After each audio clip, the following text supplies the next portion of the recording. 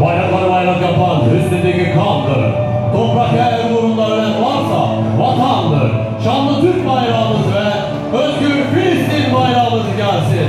Afrika'da, Cerrahmus'ta, Suriye'de savaşan Mehmetçiğimize gelsin. Şehitlerimize gelsin. Gazze'deki şehitlere gelsin. Kuvvetli alkışlarımız gelsin.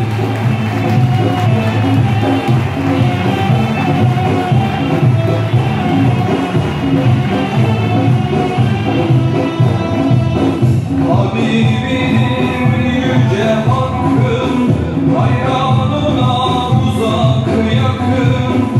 Habibinim yüce hakkım, hayranına